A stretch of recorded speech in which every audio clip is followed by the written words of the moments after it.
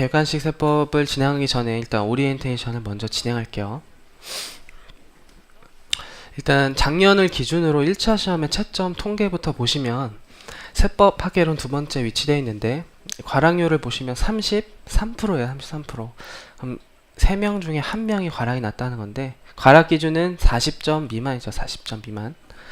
근데 그래도 상대적으로 회계학 개론보다는 낮죠. 그래서 1차에서 가장 과락률이 높은 과목은 회계학이에요. 아무래도 계산형이 중점으로 나오는 회계학 시험에서 시간적 압박이 훨씬 심한 게 회계학이에요. 회계학은 상법이나 행소법이랑 선택 과목이랑 보죠. 그 다음에 세법이랑 재정학이랑 봐요.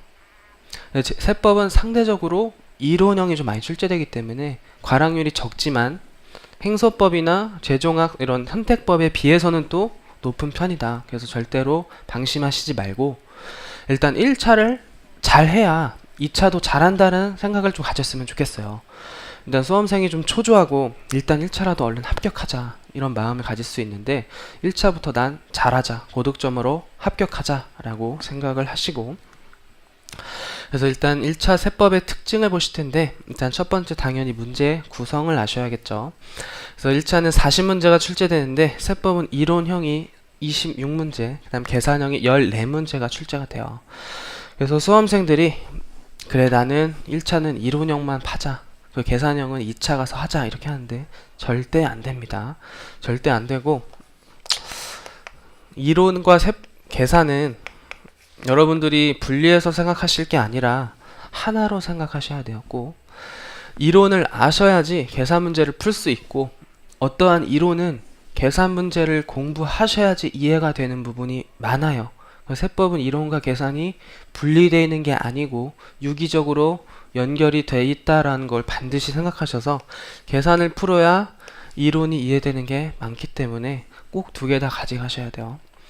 근데 이제 상대적으로 시험장에서 오래 걸리는 문제들이 있어요. 그런 건 수업 시간에 많이 말씀드릴 텐데 그거를 후순위로 푸시는 훈련도 하시는 거예요. 공부는 다 하시되 시험장에서 내가 나중에 풀어야지, 먼저 풀어야지 이런 것들을 결정하고 들어가시는 거지 처음부터 계산형을 버리면 절대 안 된다예요. 그래서 이론형은 1차에 잘 해놓으면 2차에 세법학의 기초가 돼요.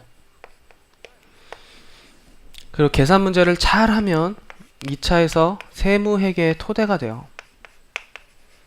1차를부터 잘 하시면 2차도 당연히 잘 따라가요. 1차부터 반드시 열심히 하시고 나는 2차까지 준비를 하고 있다 라는 생각으로 하셔야 돼요. 그래서 문제 구조를 구체적으로 보시면 개별세법이라고 표현하죠. 그래서 부가세, 소득세, 법인세법 세목이 제일 중요한데 일단 문제수가 많이 나오죠. 부가세가 8문제, 소득세, 법인세가 10문제가 출제되는데 여기에 가로에 있는 게 계산형 문제예요. 계산형 문제. 그래서 보통 요즘 딱 반이 출제되고 있죠. 근데 이제 실질적으로 정말 이제 계산기를 좀 써야 하는 계산 문제는 또 반이라고 생각하시면 돼요. 부가세에선 2문제, 법인세에선 한 2~3문제, 소득세에서 2~3문제가 실질적인 계산 문제고 꼭 숫자가 들어갔다고 다 계산 문제가 아니죠. 거의 그냥 덧셈 뺄셈으로 풀 수 있는 계산 문제는 사실상 이론형 문제예요. 그래서 실질적인 계산 문제는 거의 한 8문제에서 10문제 출제된다라고 보시면 돼요. 그리고 이제 3월달부터 공부하실 이제 여러분들을 자법이라고 표시하는데 원래 자법이란 개념은 없어요. 굉장히 중요한 개념이고 그래서 국기, 국진, 조처, 국조법이 12문제가 출제되는데 이제 여러분들이 그래도 선순위로 중요하게 생각하셔야 되는 건 일단 국세기본법이에요. 무조건.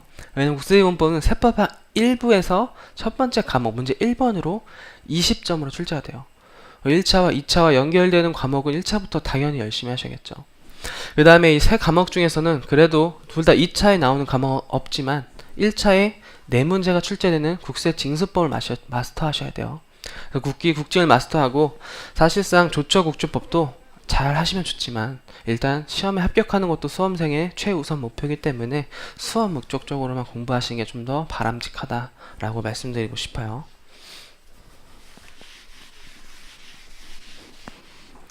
그 다음에 두 번째로 1차를 이제 여러분들이 전략으로 하실 때 개별세법이랑 이제 왼쪽에 나온 표 개별세법이죠. 그리고 오른쪽에 나는 기타 세법인데 이제 어떤 거를 좀 더 중점적으로 할 것인가라고 하면 저는 무조건 개별세법에 힘을 주셔야 돼요. 당연히 부소법은 세법학에도 나오고 세무에게도 출제가 되기 때문에 1차, 2차가 다 연결된 주제고 문제 수도 많죠.